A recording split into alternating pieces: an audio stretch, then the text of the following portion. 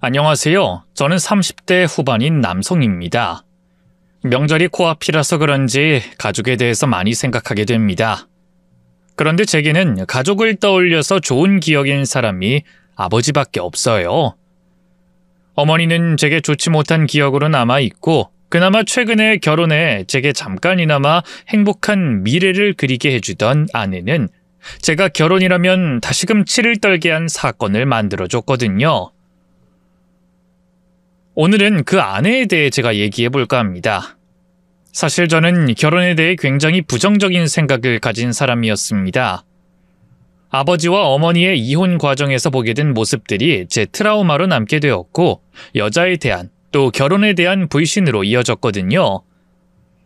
그러다 보니 연애를 진지하게 이어갈 수 없었고 결혼에도 관심 없었죠. 저에게 결혼은 남의 이야기였고 행복보다는 불행으로 가까워지는 길이었어요. 그러던 제가 아내를 만나 결혼까지 하게 됐죠. 하지만 그 중간에 아버지가 안 계셨더라면 아내와의 결혼은, 연애조차 불가능한 일이었습니다. 아버지께서 저와 아내를 연결시켜 주셨거든요. 아내와 아버지는 회사 오너와 비서 사이였어요. 저희 아버지께서 작은 중소기업을 운영하시던 분이셨고 아내는 저희 아버지의 비서였죠. 그리고 저는 아버지 밑에서 일을 배우고 있었는데 어느 날 아버지께서 제게 아내에 대해 말씀을 꺼내시더라고요. 이 비서가 참 대단하더라. 평소 봤을 땐 사람이 착한 줄만 알았는데 독한 면도 있고 의지도 굳세. 갑자기 이 비서 이야기는 왜 하세요? 아니, 어렵게 자랐다는 얘기는 어쩌다 들은 적이 있었는데 글쎄 고하더라고. 근데 사람이 구김살도 없고 배려심도 많고 착하고 말이야. 거기다 그런 티 하나도 안 내잖아. 오히려 불쌍한 사람들 도와준다고 봉사활동도 하던데 말이야. 내가 살아보니까 이 사람이 자기 상황 탓하지 않고 흔들림이 없으려면 굳세야 해. 독해야 한다고. 그런 면에서 이 비서가 참 대단해. 마음에도 들고. 넌 어떻게 생각하냐? 난 며느리감으로 참 좋아 보이는데. 갑자기 얘기가 왜 그쪽으로 튀세요? 아시잖아요. 저 결혼에 대해서 생각 없다는 거. 그럼 너는 평생 일만 하다 죽을 거냐? 내가 100년 만년 네 옆에 있을 것 같아? 내가 능력 좋고 집안 좋은 여자 데려오라는 것도 아니고 네 마음에 들고 착한 여자면 된다는데 그게 뭐 어렵다고 안 데려와? 나 죽고 또 너까지 죽으면 그땐 이 회사 어떡할래? 아버지 또 이러시네. 그만하시오. 식사하세요. 요즘에 소화 안 된다고 하시더니 왜 밥 먹기 전에 그런 말씀을 하세요? 그거 전부 신경 쓰지 않아도 될 일을 가지고 와서 화내시니까 그런 거예요. 지금처럼요. 아버지는 아내를 며느리감으로 점 찍으셨는지 제게 종종 아내에 대해 물어보곤 하셨어요. 당연히 저야 관심 없다고 말을 돌렸고요.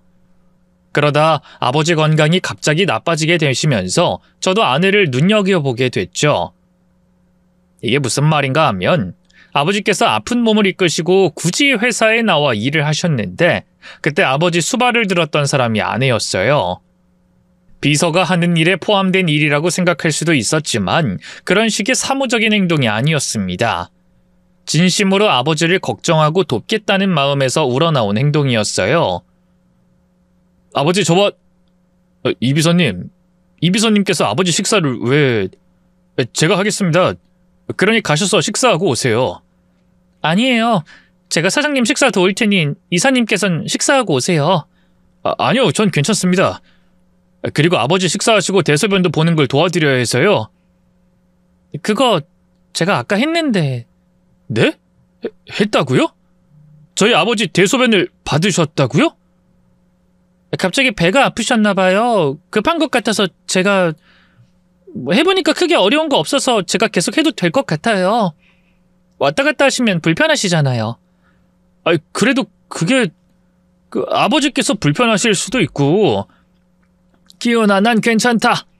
아까는 좀 그랬는데 이 비서가 당황하지도 않고 자기 생각해서 참지 말라고 해서 이젠 괜찮다. 이 비서 말대로 너 부르고 기다리고 또 참고 그러는 게 더 일이 될 것 같으니 신경 쓰지 마라. 사실 누구의 대소변을 돕는다는 게 절대 쉬운 일이 아니거든요. 저야 아버지가 제 부모님이고 가족이니까 크게 어렵지 않았지만 아내는 남인데 또 해야 할 의무가 있는 것도 아닌데 먼저 자원해서 아버지를 도와드렸어요. 그것 말고도 회사에서는 저 대신 아버지의 손발이 되어 아버지를 챙겨줬고요. 처음엔 그런 아내가 이해되지 않았습니다. 왜 하지 않아도 될 일을 나서서 하는가 싶었죠. 돈 때문에 그러는 건가 생각도 했어요. 그런데 그것도 아닌 것 같더라고요. 그날 이후 아내에 대해서 유심히 지켜보고 주변 사람들의 이야기를 들어보니까 말이죠. 저 예솔씨 이비서님이랑 같이 봉사활동 다니죠? 네, 회사에서 주기적으로 가는 곳인데 저랑 이비서님은 개인적으로도 가요. 그래요? 그 이비서님 어떤 분이세요? 이비서님이요? 글쎄요, 저도 주말마다 보긴 하는데 친하지 않아서요. 먼저 다가오는 스타일도 아니고 다가가도 확 받아들이는 스타일이 아니라 그냥 잔잔한 분? 그리고 많이 희생적인 분? 희생적이요? 봉사활동하는 분들이 다 비슷하겠지만 조금 더 진심이 담겨 있어요. 또 아무리 진심이 있다고 해도 내 상황에 맞게 하는데 그런 게 없다고 해야 하나? 내가 10개 가지고 있는데 상대가 10개가 필요하다면 다 주는 사람? 그런 사람이에요. 아, 그렇지. 이비서 진짜 착해. 우리 사무실 옆에 공장, 또 주변 근처에 있는 고양이, 개밥 전부 다 주잖아. 거기다 어려운 사람들 그냥은 못 지나치던데. 우리가 부탁할 게 많지 않지만 한 번도 거절하는 것도 못 받고 또 화내는 것도 못 보고. 회사 주변 사람들에게 아내에 대해 물어보면 100이면 100, 전부 다 착하고 희생적인 사람이라고 입을 모아 얘기했습니다. 그 모습을 제 눈으로도 확인했고요. 또 그 모습 때문에 아버지가 아내를 점 찍어두신 것 같았어요. 저희 아버지가 능력이 좋은, 집안이 좋은 며느리감이 아닌 고아 출신인 아내를 왜 마음에 들었냐 하면 아버지 자신께서 없는 형편에서 어렵게 자라셨고 후원자들의 도움을 받으시며 자란 분이셨거든요. 그래서 착한 아내를 알게 되시고 마음에 들어 제게 아내 이야기를 자주 했었던 것 같았습니다. 부전자전인지 아니면 돈 때문에, 남자 때문에 남편과 자식을 버린 어머니와 다른 여자라고 확신이 들어서 그런지 모르겠지만 저도 아내에게 이성적인 호기심이 생기기 시작했고요. 그리고 제가 아내에게 관심을 가진 걸 아시게 된 아버지께서 저희 두 사람을 이어주셨죠. 이후 아내를 조금씩 더 자세히 알아갔던 저는 기존에 가지고 있던 생각을 완전히 바꿨습니다. 이 결혼은 100% 후회할 짓이라고 생각했던 제가 어쩌면 행복해질 수도 있다고 생각하게 됐죠. 아내가 저에게도 당연히 잘했지만 점점 건강 상태가 안 좋아지고 계시던 아버지께 정말 헌신적으로 잘했거든요. 아직 며느리가 된 것도 아닌데 말이죠. 그런 희생적이고 헌신적인 여자친구를 보며 결혼을 생각하지 않는 사람은 없을 겁니다. 저 역시도 그랬어요. 아내에게 저희 아버지께 보여준 희생과 헌신을 제가 돌려주고 싶었죠. 그래서 아내에게 프로포즈했고 결혼식을 올리게 됐습니다. 결혼식을 올리고 정말 잘한 선택이라고 생각했고요. 아내와 하게 된 결혼 생활이 기뻤던 이유도 있었지만 아내와 같이 보낸 2년이 아프신 아버지께 정말 좋은 선물이 되었거든요. 점점 건강이 나빠지는 상황에서도 아버지가 웃을 수 있었던 건, 웃으면서 떠날 수 있었던 건 아내 덕분이라고 생각했어요. 그래서 아버지께서 돌아가시고 슬픈 감정과는 별개로 이제까지 시아버지 웃게 해주느라 고생한 아내를 쉴 수 있게 또 행복하게만 만들어줄 수 있다는 생각에 안심도 되었습니다. 정말 아내와 행복한 앞날을 보내려고 했죠. 그런데 앞으로 정말 행복만 있을 줄 알았던 저와 아내의 사이에 심각한 문제가 생겼습니다. 아내가 갑자기 증발하듯이 사라진 거죠. 그것도 돈 10억과 함께 말입니다. 아내와 함께 사라진 돈 10억은 아버지께서 유언으로 저희에게 부탁한 돈이었습니다. 어렸을 적 후원으로 인해 지금의 자신이 있을 수 있었다고 생각하신 아버지는 평생 어려운 이들에게 도움을 주셨던 분이셨어요. 그리고 세상을 떠나실 때도 마지막까지 순환하는 선행을 베풀려 하셨죠. 기은아, 소연아, 내가 죽게 되면 아직 내 명의로 있는 내 회사 지분, 그걸 전부 불우이웃 돕는 데 써라. 내 이름으로 기부하지 말고 회사 이름으로 기부하고 또 앞으로 매년 너희가 개인적으로 내는 기부금 말고도 회사 이름으로 주기적으로 기부하고 떠나는 나는 그것밖에 바라는 것 없다. 아버지 왜 약한 소리를 하세요? 직접 기부하시고 직접 찾아가시고 하셔야죠. 맞아요, 아버님.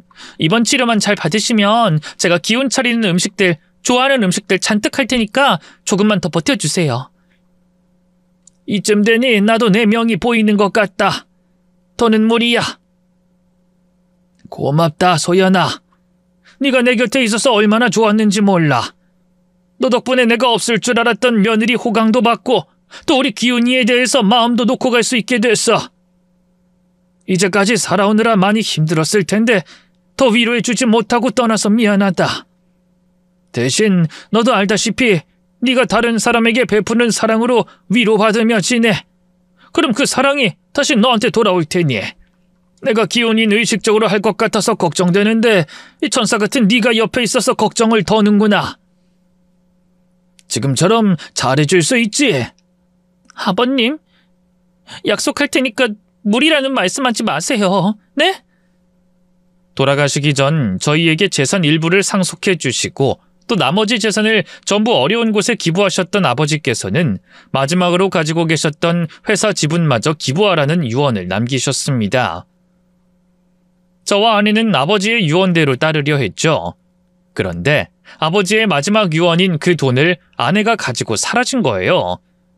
어느 날 갑자기 말이죠.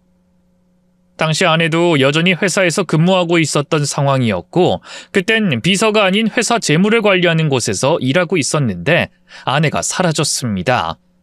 혹시 우리 와이프 못 봤어? 아침에 일찍 회사 나간다고 하더니 자리에 없네? 사모님이요? 아까 출근하시고 자리에 잠깐 앉아 계시다가 나가셨는데 회장님께서 따로 시키신 일 보러 가신 줄 알았어요. 지금 연락해 볼까요? 아니, 그 연락은 내가 계속하고 있는데 연락이 안 돼서 말이지. 무슨 일이 있나? 그나저나 회사 이름으로 기부한 거 말이야. 그거 누락되지 않게 기부한 곳에 기부 영수증 꼭 받아놔. 알겠지? 그거 사모님이 직접 하셨을 텐데. 그러게 왜 영수증 챙겨놓으라는 말씀이 없으셨지? 그때까진 아내에 대해서 다른 의심을 하지 않았습니다. 급한 용무가 있어서 잠시 자리를 비웠다고 생각했죠. 그런데 그날 퇴근 시간까지 아내가 나타나지 않았어요. 제 전화도 안 받았고요. 불안이 가중되고 있던 그때 아내와 같이 근무하던 직원이 찾아와 말이 안 되는 소리를 했죠. 근데 저 사장님, 이게 좀 이상한데 그 회사 돈으로는 11억이 나갔는데 기부한 곳은 한 군데고 기부금도 1억이에요. 뭐? 1억? 그게 무슨 말이야? 11억이 나갔는데 1억밖에 기부가 안 됐다고? 그럼 나머지는? 글쎄요. 며칠에 걸쳐서 인출은 됐는데... 말도 안 되는 소리가 들려왔고 이를 설명할 아내는 자리에 없었어요. 저는 뭔가 잘못되었나 싶어서 기부금이 들어간 곳에 전화를 하여 통장이 아닌 다른 방법으로 기부금이 들어갔는지 물어봤죠. 잠시만요. XX테크... XX테크 대표 김기훈 씨 1억만 입금하셨죠? 네, 1억 맞아요. 네? 혹시 다른 이름으로 기부된 내역은 없나요? 이소연이라는 이름으로요. 아니면 김명욱이라든지. 아니요, 없는데요. 그 말을 듣고도 아내가 사라진 것과 돈 10억이 사라진 걸 연결짓지 않았던 저는 우선 아내에게 계속 전화를 걸며 집으로 돌아갔습니다. 무슨 일인진 모르겠지만 연락받을 수 없는 상황인 아내가 분명 집에 있고 사정이 있어 나머지 10억을 아직 처리하지 못한 거라고 생각했거든요. 하지만 도착한 집에서 충격적인 광경만 목격하게 됐어요. 아내는 집에 없었고 아내의 옷이 걸려 있어야 하는 곳과 신발장은 듬성듬성했죠. 아내가 아끼던 귀금속 역시 전부 사라진 뒤였고요. 그제야 아내가 돈을 빼돌려 사라졌다는 걸 인정하게 됐어요. 이것저것 전부 다 괘씸했습니다.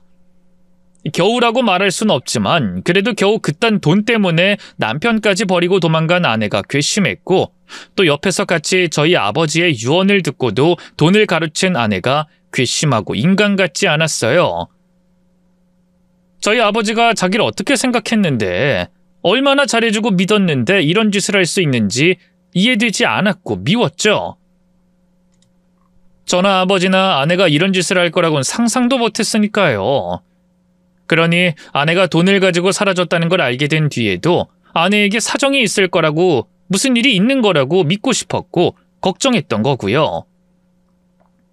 하지만 그 모든 게 제 착각이었다는 걸 아내가 돈 때문에 아버지의 유언도 저와의 결혼 생활도 내팽개치고 도망쳤다는 걸 인정해야 했습니다. 발끝부터 머리끝까지 분노가 치밀어 올라왔고 이제까지 아내에게 줬던 마음과 물질적인 것들 모두가 아까워지기 시작했어요. 빼앗긴 돈 10억은 물론이고 이제까지 아내에게 줬던 모든 것을 다 받아내고 싶었습니다. 받을 수 없다면 없는 거라면 무엇이 됐든 대신해서 보상받고 싶었어요. 그러려면 우선 아내를 찾아야 했습니다. 사라진 아내를 찾기 위해 회사도 나가지 않았어요.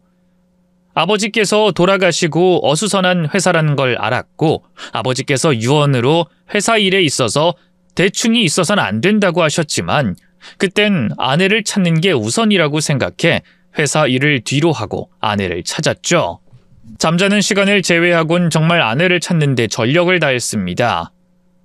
하지만 아내는 가족도 주기적으로 만나거나 친한 친구도 없었기에 추적하는 게 쉽지 않았어요.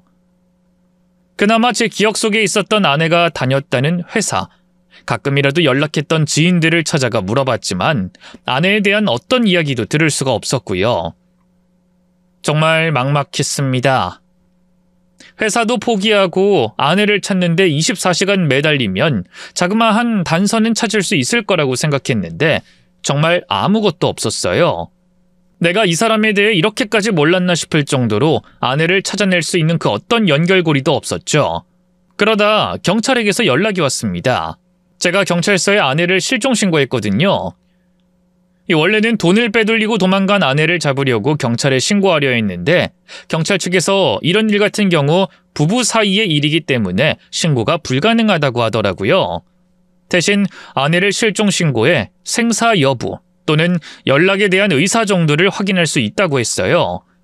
물론 그건 역시 아내가 저와 연락하는 것과 만나는 걸 거부한다면 어떤 접촉도 불가능하다고 했고 지내고 있는 주소 역시 알려줄 수 없다고 했지만 그때 제게는 아내가 한국에 아직 있다는 것만으로도 가정해야 할 것들이 많이 제외되었기 때문에 거절할 이유가 없었습니다. 그래서 신청했던 건데 경찰에게서 연락이 왔던 거예요. 하지만 제가 기대한 것과 달리 경찰 역시 아내와 연락이 닿은 건 아니었습니다. 대신 더 놀라운 소식을 제게 들려줬죠. 네, 제 아내랑 연락된 겁니까? 그 사람 어디 있다고요? 저랑 만나겠다고 합니까? 죄송합니다.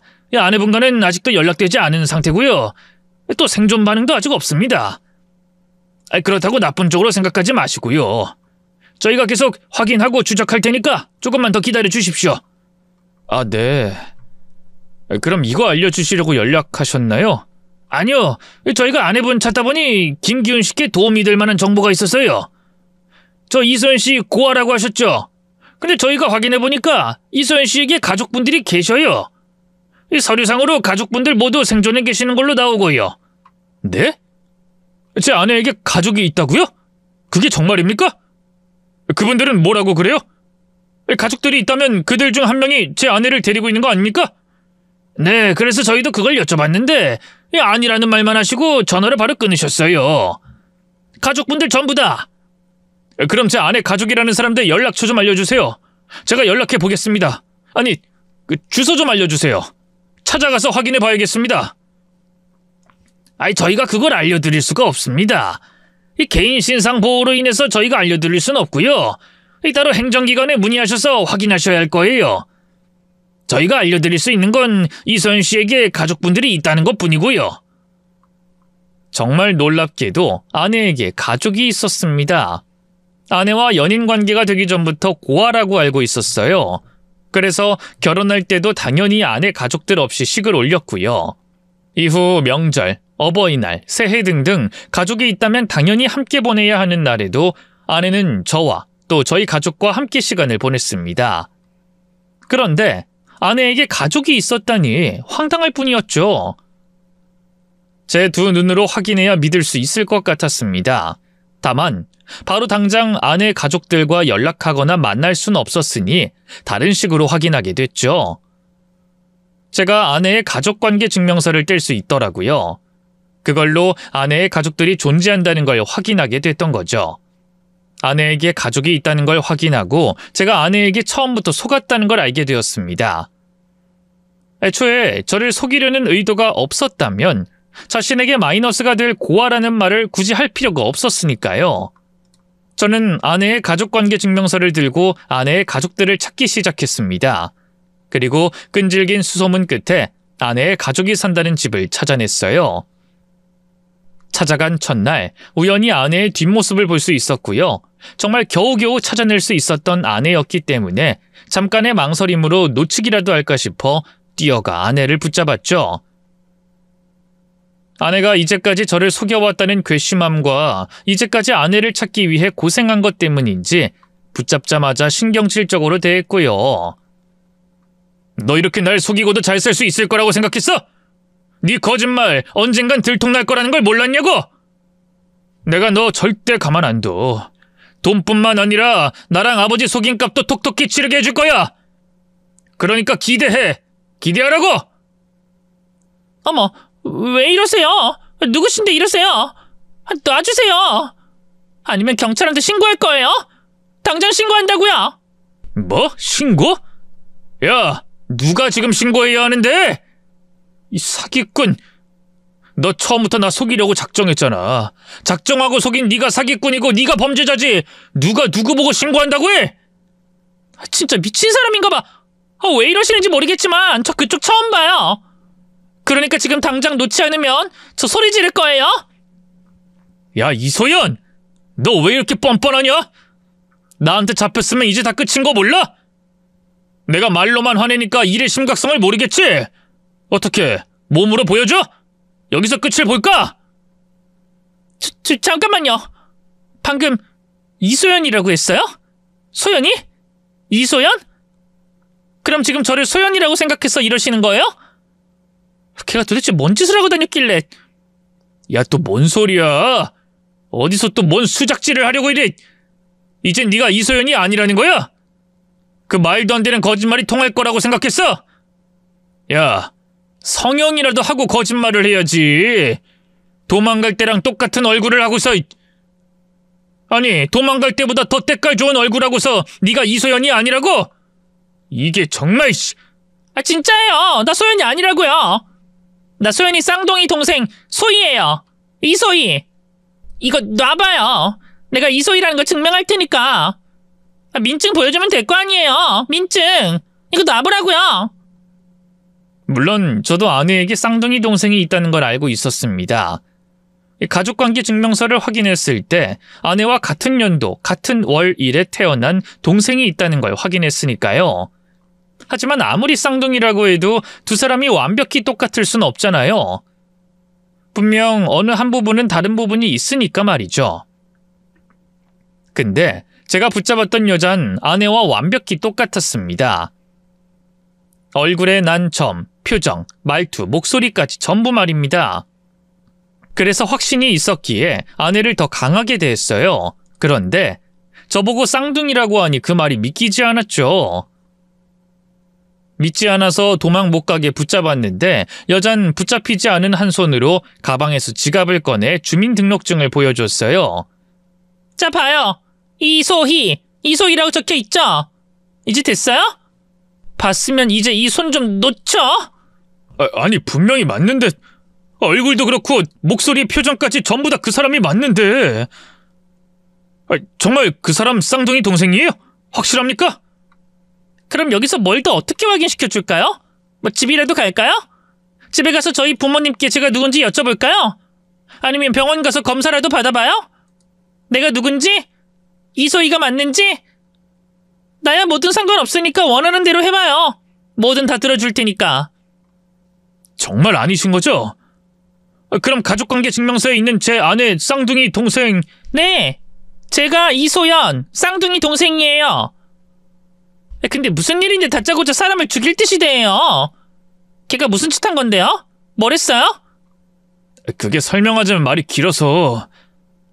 그동안 연락 없길래 어디서 잘 살고 있거나 비명 행사한 줄 알았더니 뭔 사고를 치고 다녔구나. 정말. 또 우리 부모님 속만 썩어 문드러지게 생겼네. 잠시만요. 그동안 연락이 없었어요? 최근에도요? 그럼 소연이가 결혼한 것도 모르셨어요? 언제부터 연락이 안 된 건데요? 연락 안 된 지 한참 됐죠. 걔가 고등학교 졸업하고 바로 집을 나갔나 그랬으니까. 그리고 그때부터 지금까지 연락 한 번 없었고요. 당연히 찾아온 적도 없으니 결혼했는지 어떻게 사는지도 몰랐죠. 그래서 걔가 무슨 짓을 저지른 건데요? 뭐 결혼했다는 거 보니까 소연이 남편분 같은데 걔가 뭘 했어요? 그게... 어차피 그쪽 때문에 약속도 늦었고 우리 집사람들이 이소연 걔랑 연락 끊긴 지 오래됐다는 것도 확인시켜줘야 하니까 지금 우리 집으로 가요. 가서 이소연 그년이 있나 직접 확인도 해보시고 우리 아빠 엄마한테 물어보세요. 그럼 이소연 그년 때문에 우리가 그쪽한테 시달릴 일 없겠죠? 여자가 꺼낸 주민등록증에서 아내가 아니라는 걸 확인할 수 있었습니다. 그리고 오래전부터 제 아내와 연락이 끊겼다고 했어요. 제 예상과는 전혀 다르게 상황이 흘러가자 혼란스러웠죠. 그런데 그때 아내의 쌍둥이 동생이 먼저 자신과 가족들의 결백을 확인시켜 주겠다고 했습니다. 자기 약속도 미루고 절 집으로 데리고 갔죠. 그곳에서 저만큼이나 황당한 표정의 아내 부모님을 만나 뵙게 됐어요. 그리고 저와 아내 사이에 있었던 일에 대해 설명하게 됐죠. 제 설명을 들은 아내의 부모님은 점점 표정이 굳어지다 나중엔 제게 미안하다며 빌기까지 하셨습니다. 아이고 미안하네. 걔가 도대체 왜 그러고 사는 건지. 우리가 대신 이렇게 빌겠네. 그러니 자네 분이라도 좀 풀게. 진짜. 가르친 돈이 얼마라고? 그거 우리가 갚을 수 있다면 대신 갚아주겠네. 그게 10억입니다. 뭐? 10억? 아니 1억도 아니고 10억이라고? 아니 칸도 그 큰 돈을 어떻게 가지고 갈 생각을... 좀 미안한데 자네도 대충 둘러보면 알겠지만 우리 형편이 돈 10억을 대신 갚아줄 형편은 안 돼서... 그래도 모르는 체 하겠다는 건 아닐세. 이 자식이 지은 죄 조금이라도 갚겠네. 아닙니다. 그 돈 받겠다고 말씀드린 거 아닙니다. 그리고 두 분이 왜 그 사람이 가져간 돈을 갚으세요? 그래 맞아. 이소연 그년이 사고 친 걸 왜 또 우리가 책임져? 이제까지 걔 때문에 고생한 것만 생각해도 열받아 죽겠는데 이제는 돈 10억을 갚으라고? 우리가 보지도 못한 돈 10억을? 그리고 우리 집에 돈 10억은 무슨 돈 1억이라도 갚아줄 상황이야? 돈을 갚아준다고 할 게 아니라 이소연 그년 찾겠다고 해야지.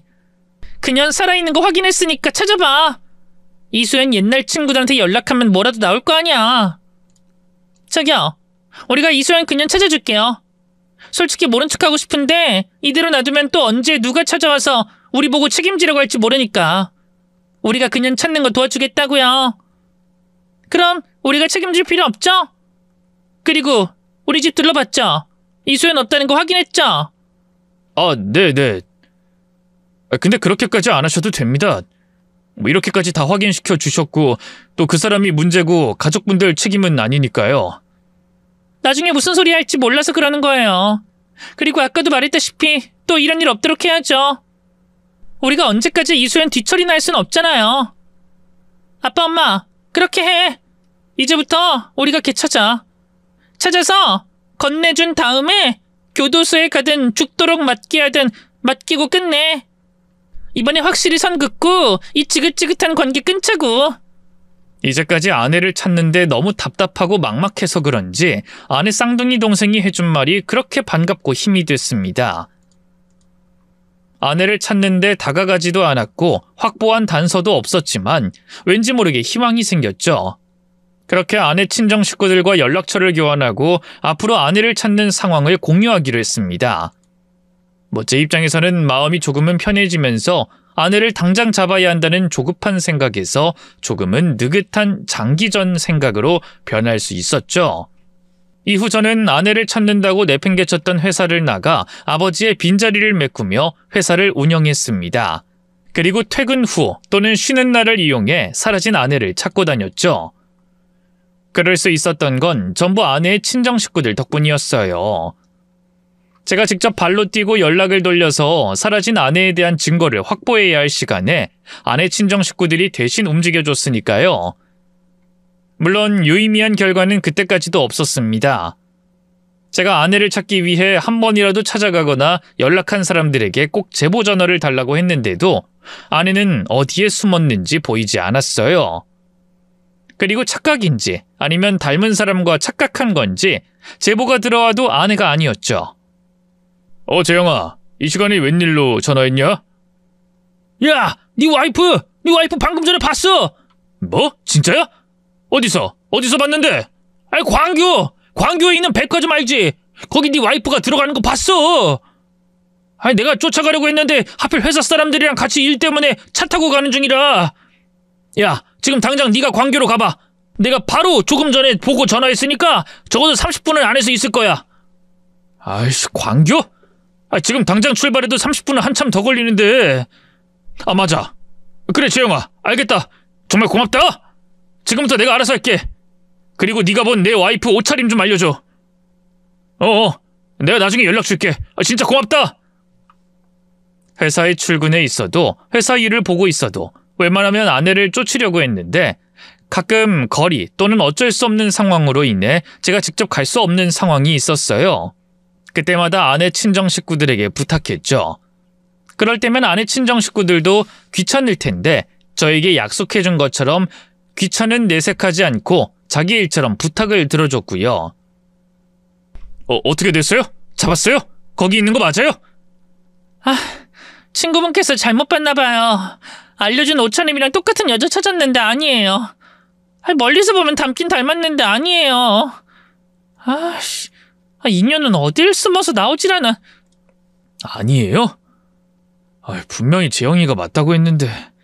우선은 내가 좀 더 찾아볼게요. 친구분이 봤다고 하니까 여기 직원들한테도 물어보고요. 고맙습니다, 소희씨. 바쁘실 텐데. 저도 이소연께 잡아야 마음 편히 살 수 있으니까요. 저 편해지려고 다니는 거니까 고마워하지 않아도 돼요. 그럼 연락할게요. 아내와 닮은 사람을 착각한 경우가 많았어요. 그리고 또 하나, 하필 아내가 쌍둥이였기 때문에 아내 동생인 소희씨가 괜한 오해를 받아야 했죠. 민주야, 나 도착했어. 너 어디야? 보인다, 보여. 야, 민주야, 어디야? 그 여자 어디 있는데? 야, 숙여. 저기 네 와이프 맞지? 맞네, 맞아. 네가 사진 보내줬을 땐 너무 멀고 사람들 섞여 있어서 헷갈렸는데 이렇게 보니까 맞다, 분명해. 그럼 난 이만 빠진다. 잘해. 꼭 잘 해결해. 고맙다. 회사 또는 집에서 가까운 곳에 아내에 대한 제보가 들어오면 무조건 뛰어가 제 눈으로 확인했어요. 아내가 아닌 경우가 대부분이었지만 몇 번은 아내였죠. 그래서 뛰어가 아내를 붙잡으면 아내가 아니었습니다. 야, 너 겁도 없이 여길 돌아다녀? 나 잡아달라 아주 시위를 하지, 기훈씨 저예요. 저. 소연이가 아니라 소희라고요. 소희씨? 소희씨 죄송해요. 저는 제 아내인 줄 알고 친구한테 제보가 왔는데 아내가 근처에 있다고 해서 와봤더니 너무 똑같아서. 근데 왜 머리 스타일이... 내가 머리 스타일도 기훈씨한테 허락받고 바꿔야 해요? 그리고 이런 일이 있어서 내가 바꾼 거예요. 맨 처음 저랑 소연이 그냥 착각했을 때도 머리 스타일 똑같다고 오해한 거잖아요. 그래서 다르게 보이려고 머리를 바꿨더니... 미안해요. 정말 미안해요.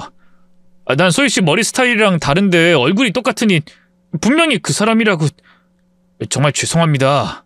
아니에요. 얘기 들어보니까 내가 기훈씨 입장을 생각 안 했네요. 충분히 오해할 만해요. 그럼 앞으로 이런 일 반복되지 않도록 제가 움직일 때마다 어느 동네에 있다고 알려줄게요. 그럼 이런 일 없을 거 아니에요. 아니다. 아예 제보가 들어오면 저한테 먼저 연락을 주세요. 제가 거기 있으면 소연이가 아닌 거고 제가 없으면 소연인 거니까 이렇게 헛걸음할 필요 없을 거 아니에요? 네. 진작에 이렇게 할 걸 그랬어요. 힘이 빠지는 일이 여러 번 있었지만 그래도 다행이라고 생각했습니다. 솔직히 저라면 매번 헛걸음과 오해로 인해 짜증이 나서 도우려고 하지 않을 것 같거든요. 그런데 아내 친정 식구들은 기분이 나빠도 헛걸음해도 계속해서 제가 아내를 쫓는데 도움을 줬고 저만큼이나 아내를 찾아주려고 노력해줬어요. 그러다 보니 저도 더 믿고 의지하게 됐죠. 팔은 안으로 굽는다고 하지만 그때만큼은 아내의 친정 식구들이 아내 편이 아닌 제 편처럼 느껴졌으니까요. 그래서 고맙고 미안한 마음에 감사의 표시를 전하곤 했어요. 비싼 선물은 아니더라도 성의 표시를 했었죠. 그런데 그 선물이 아내를 잡을 수 있게 해준 결정적인 열쇠가 되어줬습니다. 아주 우연한 일로 말이죠. 기적 같은 우연이 벌어진 그날, 저는 오랜만에 휴식을 취하고 있었습니다. 지난날 아내를 찾는데 모든 힘과 정신을 쏟다 보니 제 몸이 축난다는 게 느껴졌거든요. 저 혼자 아내를 찾고 있었으면 몸이 축나더라도 움직였을 텐데 그땐 아내의 친정 식구들이 도움을 주고 있었기 때문에 제 몸을 돌아보고 건강에 신경 쓸 여유가 있었죠. 그래도 아내를 찾아야 한다는 강박이 어느 정도 있다 보니 병원을 다녀와서 근처 번화가를 돌아다니고 있었습니다. 사람 구경, 번화가 구경한다는 핑계였지만 실은 혹시나 아내가 돌아다니고 있지 않을까 싶어서 갔고요. 그런데 그곳에서 아내의 쌍둥이 동생인 소희 씨를 보게 되었고요. 그땐 긴장을 좀 놓고 있던 상황이라서 그런지 아내를 찾는 게 아닌 말벗으로 소희 씨를 대하고 싶었던 저는 살금살금 소희 씨가 눈치채지 못하게 뒤로 걸어갔고 뒤에서 놀라게 등장했습니다. 우와! 여기서 뭐해요? 어머, 깜짝이야. 뭐예요? 연락도 없이 갑자기. 또 제보 받고 온 거예요? 누가 또 소연이 여기 있대요? 그러니까 내가 헛걸음하지 않게 연락하라니까. 아니에요. 저 오늘 병원 갔다 잠시 머리 식힐 겸 온 거예요. 또 그 사람도 찾을 겸 겸사겸사. 근데 소희 씨는 여기 무슨 일로 왔어요? 아, 쇼핑하려고 왔구나. 벌써 몇 개 샀네요? 네? 아, 네. 이 며칠 기훈 씨에게 연락 없길래 저도 기분 전환 좀 하려고요. 잘 됐네. 그럼 나랑 같이 시간 좀 보내요. 쉬려고 나왔는데 이렇게 긴장 풀고 있는 게 너무 오랜만인지 뭘 해야 하는지 몰라서요. 또 혼자기도 하고요. 그래요, 그럼. 그럼 어딜 가야 하나? 밥 안 먹었죠? 그럼 밥부터 먹읍시다. 근처에 내가 잘 가던 곳이 있는데 음식 맛 괜찮아요. 네, 그래요. 근데 그거... 뭐요? 이거요? 이거 왜요? 아니, 예뻐 보여서요. 갑자기 왜 내 팔찌에 관심을 가져요? 내가 이거 찬 거 처음 본 건가? 가끔 꼈을 텐데. 네? 아, 그러게요. 자주 낀 것 같은데. 오늘 유독 예뻐 보이네요. 그냥 내 기분이 좋아서 그런 건가 봐요. 제가 가리킨 팔찌에 보인 소희 씨 반응에 이상하다는 걸 깨달았습니다. 그 팔찌 제가 선물했거든요. 그것도 선물한 게 채 일주일이 안 된 팔찌였어요. 저야 제가 선물한 팔찌를 낀 걸 봤으니 생색을 내려고 했던 건데 전부터 있었다고 하니 이상하게 느껴졌죠. 뒷목이 싸하더라고요. 그래서 밥을 먹는 내내 계속 소희 씨 팔찌를 힐끔힐끔 보며 확인했습니다. 혹시 제가 착각할 수도 있었으니까요. 하지만 확실했어요. 제가 준 팔찌가 말이죠. 그제야 저는 내가 또다시 속고 있을 수도 있다는 생각이 들었습니다. 아내 친정 식구들이 아내를 보호해주고 있다는 생각을 말이죠. 하지만 겨우 제가 선물한 팔찌로 이어진 상상이었기 때문에 겉으로 티를 낼 수 없었어요. 아무렇지 않은 척하면서 머릿속으로는 빠르게 아내 친정 식구들이 아내를 보호해주는 증거와 정황을 잡을 계획을 세웠죠. 만약 아내가 가족들의 보호를 받고 있다면, 제가 아내 가족들에게 속고 있다면 아내가 있을 수도 있는 집으로 곧장 쳐들어가야 한다고 생각이 들었습니다. 또 소희 씨가 아내와 연락을 취하고 있을 수도 있다고 생각했어요. 소희 씨 휴대폰을 숨겨 아내와도 연락이 안 되게 만들고 기습적으로 아내 친정에 가겠다고 계획을 세웠죠. 저는 눈치를 보다 소희 씨 휴대폰을 몰래 숨겼어요. 그리고 시치미를 떼고 집까지 데려다 주기로 했죠. 폰이 어디로 간 거야? 분명히 가방 안에 넣었는데. 직원한테 물어봐도 분실된 폰이 들어온 건 없다고 하는데 미안해요. 괜히 나 때문에 사라진 것 같아서. 아니에요. 그게 왜 기훈 씨 탓이겠어요. 우선 집으로 바로 가실 거죠? 아니면 제가 집에 있는 공기계가 있는지 확인하고 가져다 드릴게요. 집으로 가 있으세요. 아니에요. 괜찮아요. 지갑은 있어서 혼자 가도 돼요. 저도 시간 많아서 괜찮습니다. 가죠. 아니, 괜찮다니까 왜 그래요? 아, 미안해요.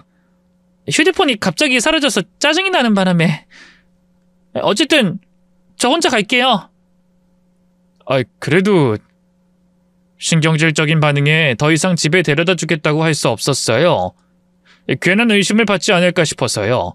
또 이제 어느 정도 확신을 가진 상황이니 아내 친정집 앞에서 기다리기만 해도 아내를 잡을 수 있다고 생각했고요. 그런데 그렇게까지 고생할 필요가 없었습니다. 집으로 돌아가기 위해 차에 탄 순간 제가 훔친 소희 씨 휴대폰으로 전화가 걸려왔거든요. 그런데 그 전화기에 뜬 이름과 번호가 정말 어이없었어요. 소희 씨 폰에 소희 씨 이름과 번호가 떠 있었거든요. 동생 소희, 소희라고 떴습니다. 그러니까 제가 소희 씨라고 생각한 여자가 아내 여동생이 아니라는 거였어요. 걸려오는 동생 소희가 아닌 아내와 똑같은 얼굴. 그건 아내밖에 없었죠. 그날 만난 아내가 쌍둥이 여동생인 척 행동했던 겁니다. 분노인지 아니면 놀라움의 떨림인진 모르겠지만 몸이 덜덜덜 떨렸던 저는 뭐에 끌린 듯이 그 전화를 받았어요. 여보세요? 누구세요? 저희 언니 폰인데. 우리 언니 폰 맞는데? 저기 누구세요? 그걸로 끝이었습니다. 더 이상의 확인도 필요 없었어요. 오히려 서둘러야 했죠. 조금 전 헤어진 아내를 찾아내 붙잡아야 했으니까요. 저는 그 자리에서 뛰쳐나갔습니다. 그리고 정말 다행히 택시를 타려고 기다리던 아내를 붙잡을 수 있었죠. 뭐예요? 기훈 씨, 갑자기 여긴 왜? 기훈 씨? 언제까지 날 기훈 씨라고 부르려 했냐? 언제까지 네가 이소희 흉내 내려고 했어? 너희 두 쌍둥이가, 아니 너희 온 가족들 언제까지 날 속이려고 했냐고? 무슨 말이에요? 내가 날 흉내 낸다니. 기훈 씨 갑자기 왜 이러는 거예요? 눈앞에서 날 가지고 노니까 내가 아주 상등신으로 보이지? 아니라고 시침이 떼면 내가 또 등신처럼 굴 것 같지? 근데 이거 어쩌냐? 이걸로 확인했는데. 왜 이소희 폰으로 동생 소희가 연락이 올까? 왜 이소희 네 동생은 내가 전화 받으니 널 찾을까? 어? 말해봐 소연아. 내 폰, 당신이... 제가 아내 휴대폰을 꺼내자 아내도 어쩔 수 없이 모든 걸 인정할 수밖에 없었어요. 아니, 인정 대신 체념이었는지 고개를 푹 숙이고만 있었죠. 제가 어떤 말을 뭐라도 대답하지 않았습니다. 저는 그런 아내를 데리고 아내 친정집으로 갔어요. 그리고 아내와 같이 저를 속이고 있던 아내 가족들 앞에 아내를 내던졌죠. 당신들 지금까지 한패였던 거지? 한패로 날 속이고 있었어, 맞지? 소연아, 이게 어떻게 된 거야? 아휴, 기훈씨, 아니 김서방. 그러니까 이게... 내가 지금 당신들 변명이나 드리려고 여기 온 줄 알아? 들을 필요도 없어. 이미 어떻게 된 일인지 다 알았으니까. 아주 똑 닮은 두 쌍둥이 자매가 돌아가면서 날 속인 거잖아. 입 맞춰가며 행동 똑같이 하면서 두 사람 다 이소희로 연기한 거지. 나도 이걸 알고 너무 어이가 없더라. 이러니 누구한테 제보를 들어도 찾을 수가 없지. 잡으면 아닌 척, 동생인 척 하면 되니까. 그리고 너희 처음부터 노리고 있었던 거지? 이소연 쟤가 우리 아버지 회사 들어왔을 때부터 노렸던 거 아니야? 그게 처음엔 우리 아버지였는지 아님 나였는진 모르겠지만 남자 꼬드겨 지금처럼 한탕 해먹으려고 했던 거잖아. 여보, 그러니까 그런 게 아니라 내가 순간적으로 눈이 돌아서. 눈이 돌긴 뭐가 돌아? 그때 순간적으로 돌았는데 처음부터 고아라고 접근해? 가족이 없다고?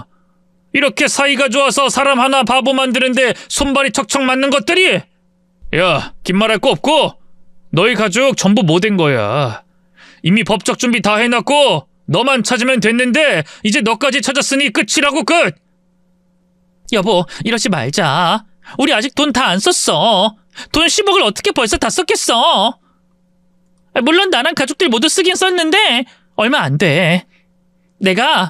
우리 가족 다 같이 그 돈 채워 넣을게. 그리고 어차피 부부 사이라 형사처벌도 안 되잖아. 응? 거기다 아버님 돌아가시고 당신 많이 외로워했는데 가족이 생겨서 얼마나 좋아. 응? 그래 김서방, 우리 좋게 생각하자고. 원래 위기 뒤에 똘똘 뭉치는 거 아닌가? 이번 일을 위기라고 생각하고 우리가 한 가족이 되어 똘똘 뭉치는 그런 계기로 삼자고. 이거 봐, 손발이 너무 잘 맞아. 이런 상황에서도 바로바로 멘트가 나오잖아. 그리고 죄가 되는지 아닌지도 알고. 근데 이거 어쩌냐? 그 돈으로 처벌할 수 있는데. 그거 내 돈 아니잖아. 우리 아버지 돈이고 회사 관련 돈이잖아. 그건 형사처벌 되더라. 그거 횡령이고 내가 상속받았기 때문에 부부 공동재산의 사해 행위로 소송도 또 강제 집행도 가능하고. 내가 말했지? 당신들 우는 소리 듣고자 온 게 아니고 너희들 전부 망했다는 거 알려주러 왔다고. 거기다 당신이 처음부터 속여서 혼인 취소도 가능해졌다. 이혼 소송 안 하겠다고 버텨도 소용없다고? 그럼 이제 법원에서나 보자. 이 사기꾼 가족들아. 아내 주소지가 불명확해서 소송을 못하고 있었던 것뿐이지 준비는 다 한 상황이었어요. 그리고 어떻게 된 일인지 어떻게 절 속였는지 다 알게 되었으니 시끄럽기만 한 변명은 들을 필요가 없었습니다. 저는 그들에게 처벌받을 거라는 걸 일러주고 자리를 떠났죠. 솔직히 그땐 아내가 제게 왜 그런 건지 궁금해하지도 않았어요. 제 옆에 있으면 돈 10억을 가진 삶보다 더 편한 삶을 보낼 수 있고 또 뒤통수를 치더라도 이후에 친다면 더 큰 돈을 빼앗을 수 있었는데 왜 그랬을까? 궁금하지 않았죠. 그런데 그건 나중에 소송을 시작하면서 자연스럽게 알게 됐습니다. 꼴에 아내에게 사랑하는 사람이 있었더라고요. 당연히 저와 만나기 이전부터 아주 깊은 관계인 사람이었고요. 그 사람 뒷바라지한다고 또 어려운 형편 가족들에게 한몫 단단히 챙겨준다고 돈 10억을 가지고 도망쳤던 겁니다. 그 사실을 알고 그나마 아내에게 가지고 있던 좋은 기억들도 전부 저와 아버지에 대한 기만으로 생각되었어요. 일말의 선처도 없이 법대로 했죠. 결국 아내와 가족들은 형사처벌을 받게 되었고 가로챈 10억에 대한 손해배상과 10억에서 쓴 돈을 강제 집행 당해야 했습니다. 말로는 별거 아닌 것처럼 보이는데 그 집 아주 풍비박산 났어요. 회사 돈 10억에 대한 손해배상, 그거 하루하루 계산된 돈이 장난 아니었거든요. 그게 저와 돌아가신 아버지를 기만한 값으로 치기엔 모자란 금액이지만 그렇게라도 처벌받게 만들고 피해를 최소화할 수 있어서 다행이라고 생각했습니다. 아내와의 일을 마무리 지은 후에는 아내를 만나기 전에 저로 돌아와 회사 일에 최선을 다하고 있고요. 이미 한번 번복이 있었기에 확언할 수는 없지만 아마 저는 앞으로 결혼하지 않고 혼자 사는 삶을 살 것 같습니다. 이번 일이 제가 가지고 있던 트라우마를 건드려서 말이죠. 그래도 아쉽진 않아요. 이 일을 잊으려고 또 아버지를 닮아보려 시작한 봉사활동에 푹 빠져 지내고 있거든요. 결혼은 하지 않았지만 제 자식과 다름없는 아이들도 있고요. 지금처럼 심적으로 풍족하게 행복하게 지내고 싶네요. 그럼 제 이야기를 다 한 저는 이만 글을 마치도록 하겠습니다. 시청해주셔서 감사합니다.